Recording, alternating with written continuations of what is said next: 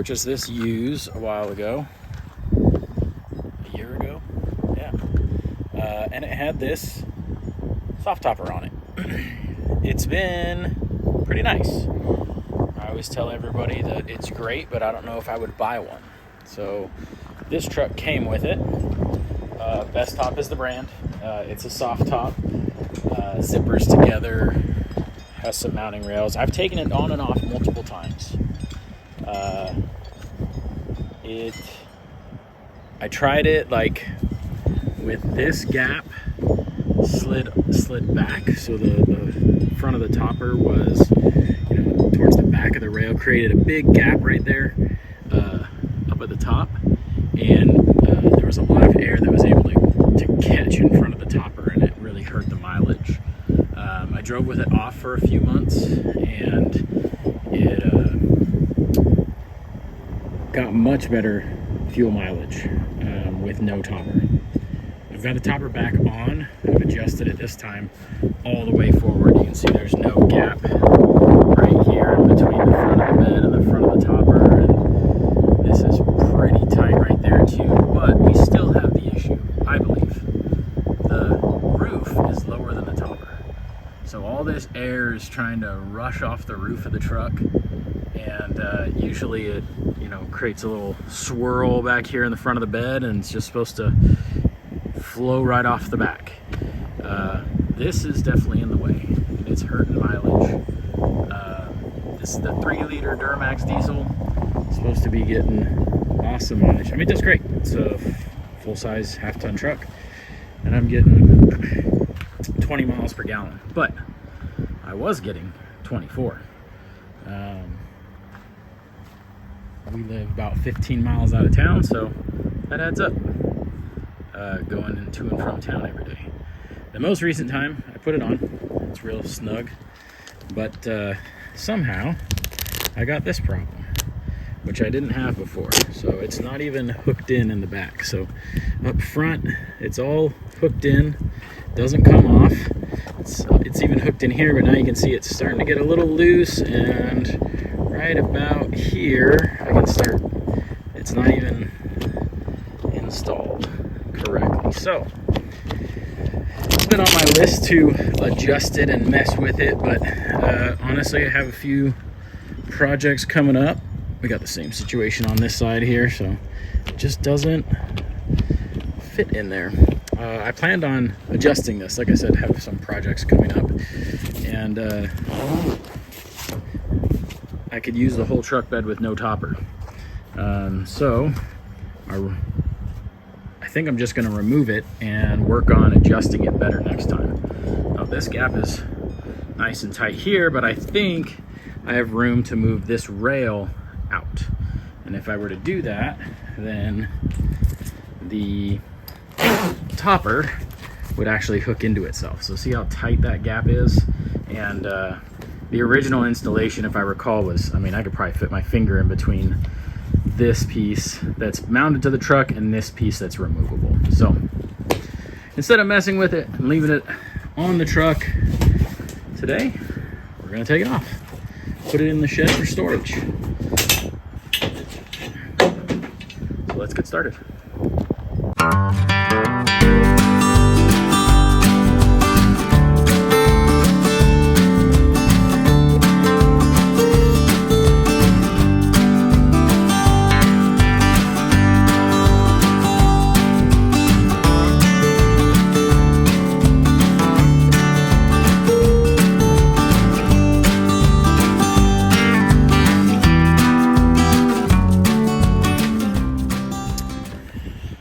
Well, I just time-lapsed taking it off.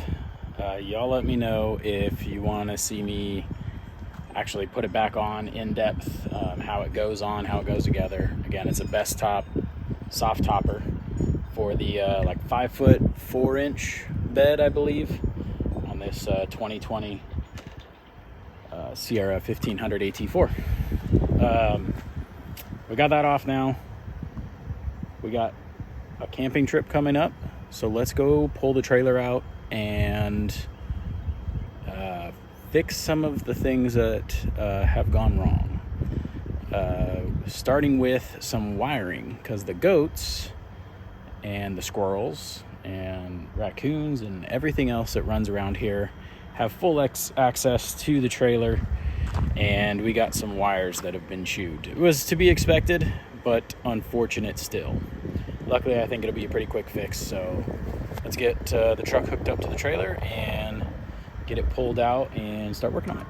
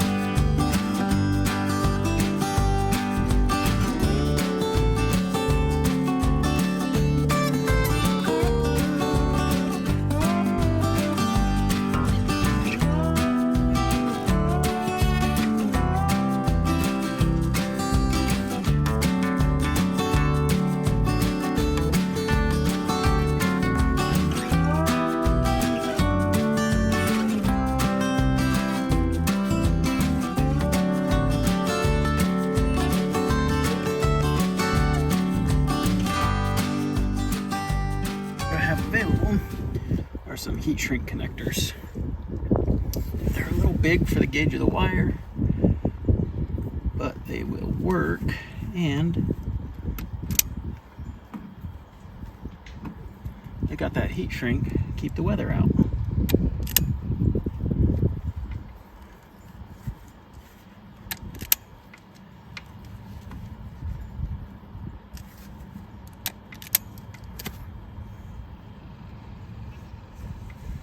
Looks like there's some chew marks, but I don't see that they actually bit through the wire, except for where the wire is bit through. So like back here, there's some chafing. But no exposed metal. So let's go back. This is our black tank. We definitely want to know how deep it is, or how full it is, I should say.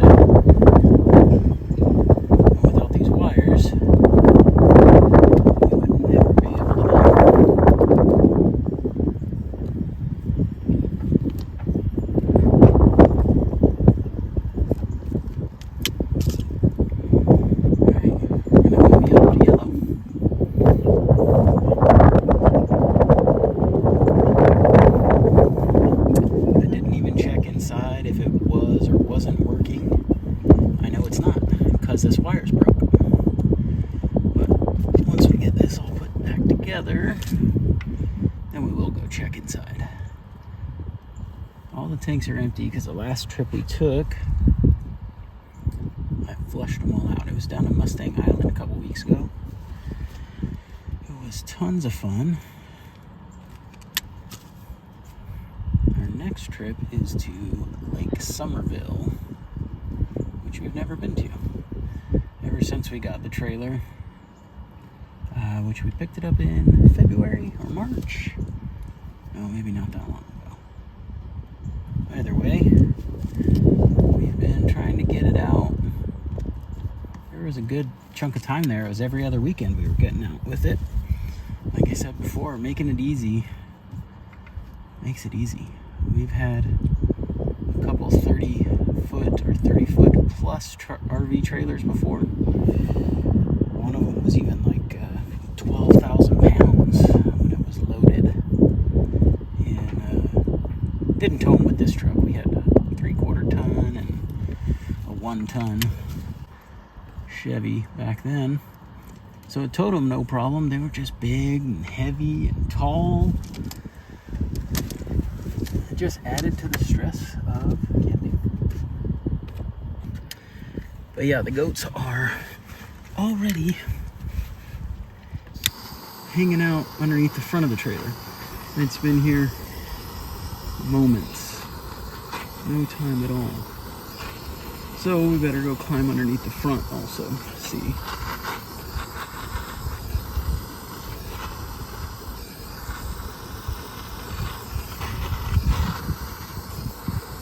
If there's anything we need to take care of.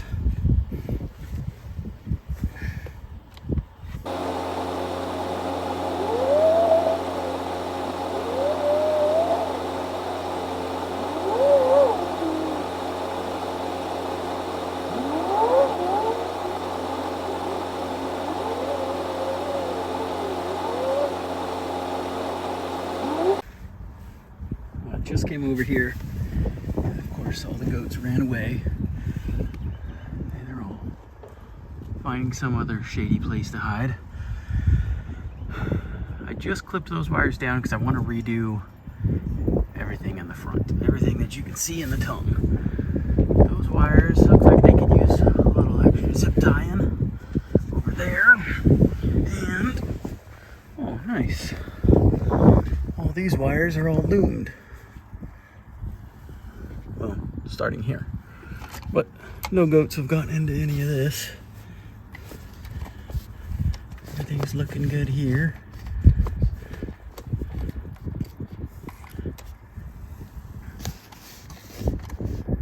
All right, let's get on to the next step. And that's putting those wires up. Those wires. Fixing this little dangly bit here. Getting this wire up out of the way. Just kind of securing everything and routing it a little better. I've always loved these coily cables for the electric brakes. Fastway makes them. I mean, everybody makes them, but the name brand one, I think, is Fastway. I've always liked them until more recently I've seen the problem is that if this is longer than your safety chains, which mine is, it's never gonna pop out. So if my trailer comes off and it's dragging the trailer behind the truck by the chains, the safety chains, it will never apply the emergency brakes because that will still stretch further than the chains will stretch. So I believe I got a 6-footer. Because this is mounted so far back, I thought I definitely need the 6-footer. Turns out I need to reorder the 4-footer. I think that'll make it short enough that the chains, if they were to be stretched all the way out and the trailer came off the hitch and moved back, then this guy would pop out of here and set the brakes. I didn't have a plan, so I didn't record. We just started taking things apart, pulling wires.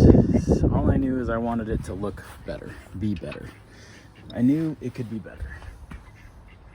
So I didn't record, guys, but I did get it all cleaned up. So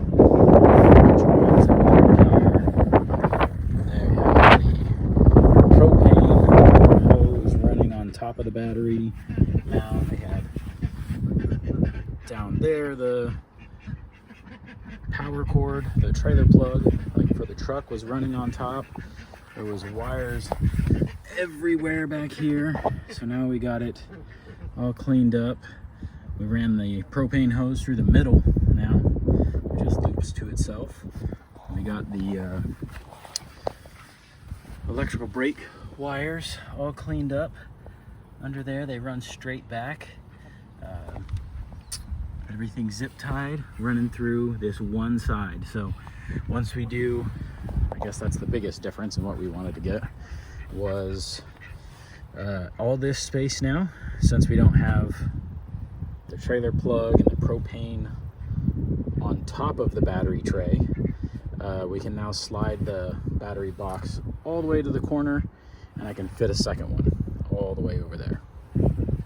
So there it is, all done. Underneath is not as pretty. Oh, actually that, but it works. Everything's tight, everything's zip tied. It's gonna travel great. It's gonna be perfect. It's just not as pretty as these 4 wires and this one hose. I was able to, since we're not using that anymore, over there, I moved it over here to hold the, it's just like a little wire clamp now. All the rubber had come off of it, so I'll probably get a new one so we don't chafe this cable at all, but there we are. Now it's nice and mounted. It used to just like run through the propane up here, so it wouldn't fall on the ground. I didn't like that. That wasn't the way it should be. So now we got it permanently affixed right there. Well, I mentioned underneath, so I felt like I had to show you underneath. So everything's just got, I just pulled all the slack back, zip tied it up. So now it's all inside the frame, zip tied together. Nothing's gonna hang down or get caught or get, run over or anything, get hit by a piece of road debris. It's all up nice and tight. It's just a little crazy. Some of this stuff inside this panel, I had this panel open. It's got all the connectors. Like, I didn't realize earlier that none of these fittings they're supposed to be pushed in there and stop the wires from sliding in and out. So this was able to slide in and out, but things like the blue wire for the trailer brakes is wrapped around the cable that plugs into the truck. So it couldn't really get any neater, any more clean without cutting off the butt connectors. Well, they're not butt connectors, they're like wire nuts, but they're crimp wire nuts. So without cutting wires, I couldn't undo any more of this. Obviously, we want the least amount of connections in a wire as possible, so we just did nothing else about that. This is interesting. There's a bar, so this is the battery, comes from the switch, battery hot, goes to 2 breakers, and then 1 breaker goes to the trailer, feeds the rest of the trailer. This stud is empty. And I'm almost wondering if that was supposed to be the solar was supposed to go on there, because solar has its own over here. What that means that the wire goes from over there back all the way over, then up to the front. So, but although if they hooked it up here, then the solar would only work when the battery switch was flipped. So I like how they have it. I'm just curious what this other breaker's for. Maybe I should be curious what I'm going to do with this other breaker, and I already know. I just realized I have a 110 volt fridge in the outdoor part of the trailer. It does not run on the battery, only runs when we're plugged in. But I have a inverter, the one that goes from 12 volts to 110 volts.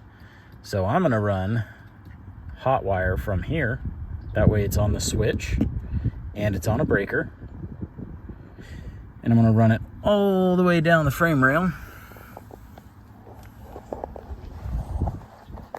to that back corner. This is a nice shady spot, so all the animals hang out under here.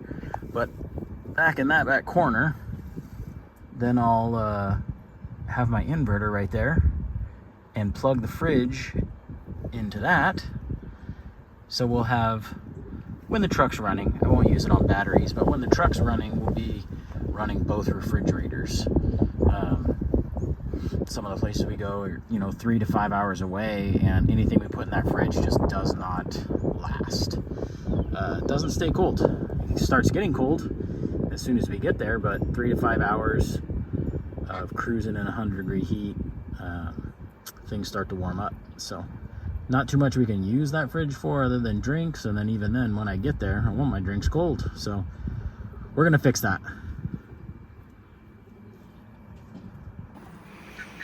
So here's that outdoor fridge, and my plan is to put an inverter in on this side of it. Put a hole through the floor probably. There's not too much underneath there. I think this is just like a, yeah, it's hollow under there, a stanchion to make it so this stuff is flush on under. So we'll drill through there, pop out the bottom. That way I can run my wires up. Probably mount the inverter to the sidewall. You can see the 110 plug up there. Maybe we'll mount the inverter upside down so then it's all right there.